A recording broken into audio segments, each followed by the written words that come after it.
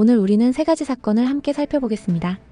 12월 5일 미국 백악관이 발표한 새로운 국가안보 전략 NSS, 12월 6일 중국이 발표한 군축비 확산 100서, 그리고 같은 날 미국 국방장관이 레이건 국방포럼에서 남긴 발언. 이 세 가지는 서로 다른 곳에서 나왔지만 한 가지 공통된 메시지를 담고 있습니다.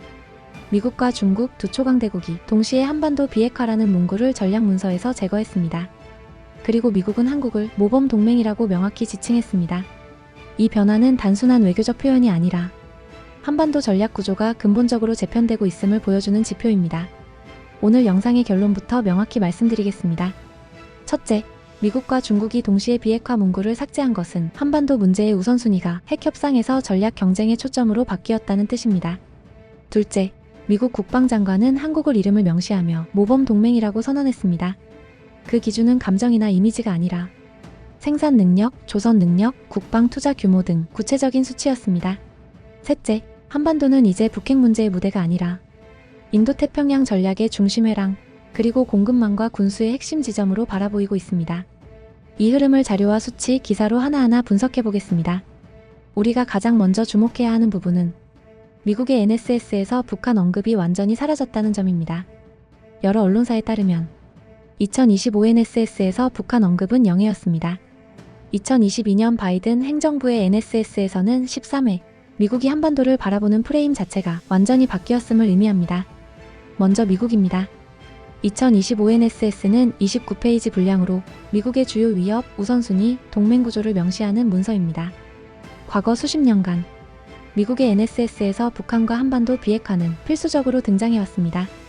그러나 이번 문서에는 북한 0회, 비핵화 0회, 핵 확산 방지 단어 자체가 없음. 이 변화는 단순한 누락이 아니라 전략적 의도입니다. 미국은 북핵보다 중국과의 장기 경쟁에서 전략 자원을 어떻게 배분할지로 우선순위를 바꿨습니다. 미국 전략국제문제연구소 CSIS는 이미 2023년, 2024년 보고서에서 북핵은 더 이상 미국 국가 전략의 1순위 위협이 아니다라고 명시했습니다. 우선순위 1위는 중국, 우선순위 2위는 기술산업 기반을 유지하는 문제입니다. 다음은 중국입니다. 중국 외교부가 발표한 새 시대의 군비통제, 군축 및 비확산 100서에서는 2005년 100서에서 존재했던 한반도 비핵지대 설립 지지라는 문구가 사라졌습니다.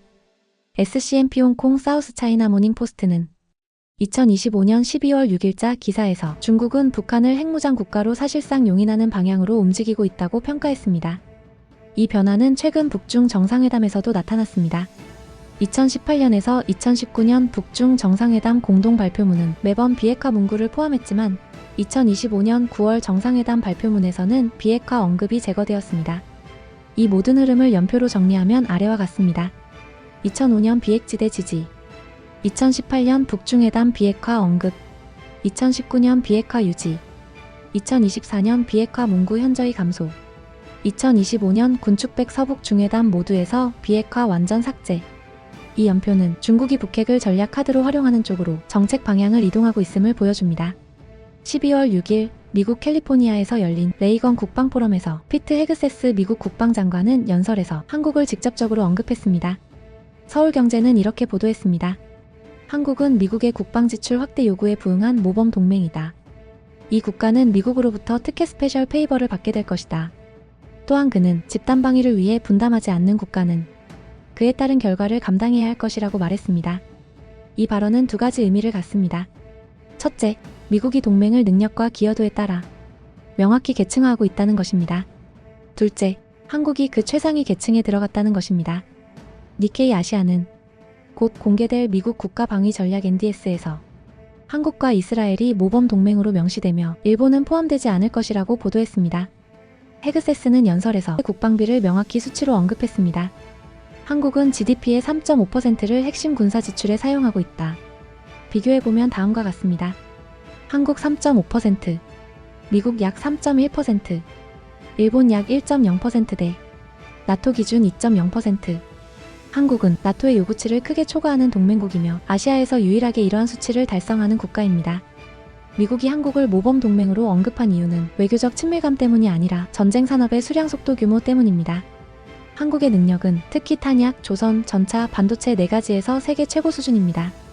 유럽 주요국 155포탄 생산량, 독일 연 8,000발, 프랑스 수만 발. 영국 생산 기반 거의 소멸. 한국 연 20만 30만 발 생산 가능. 전문가 분석 공장 전환 시 최대 40만 발 이상 가능. 2023년에서 2024년 나토 긴급 증상 계약의 약 40%가 한국에서 공급되었습니다. 또한 폴란드, 핀란드, 노르웨이 등 유럽 동맹들의 탄약 부족 문제를 한국이 실제로 메웠습니다. 폴란드 K2, K9, FA50 계약 약 177억 달러. 루마니아 K9 약 1조 원 규모. 핀란드, 에스토니아, 노르웨이. K9 자주포 도입 과정에서 유럽에서 가장 빠르게 납품 가능한 제품이라고 평가. 이 수치는 한국이 모범 동맹이 된 이유가 생산 속도와 납기 확실성에 있다는 것을 보여줍니다. 클락슨 리서치.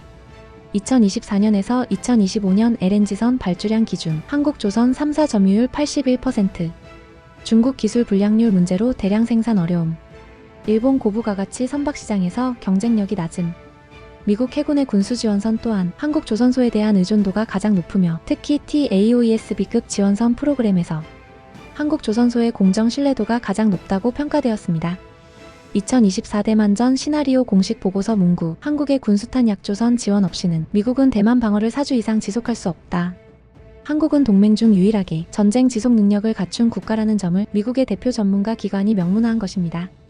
이번 미국 국방장관 발언은 동맹의 구분 기준을 명확히 제시하는 역할을 했습니다. 미국이 지목한 모범 동맹은 한국, 이스라엘, 폴란드 이 세 나라의 공통점은 다음과 같습니다. 1. 국방비 비율이 높음. 2.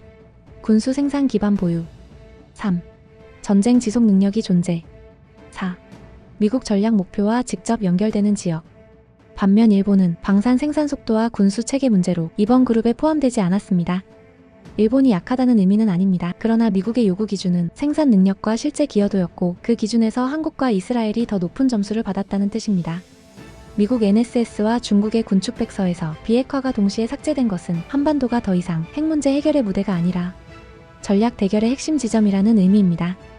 이 변화는 앞으로 세 가지 방향에서 이어질 가능성이 큽니다. 1. 한국의 군수 조선 탄약 기반은 인도태평양 전략의 핵심 축이 된다. 2. 중국은 북한을 미국 견제용 전략 자산으로 간주하며 비핵화 압박을 줄일 것이다.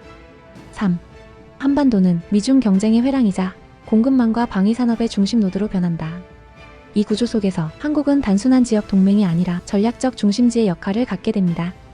오늘 우리는 세 가지 사실을 살펴봤습니다.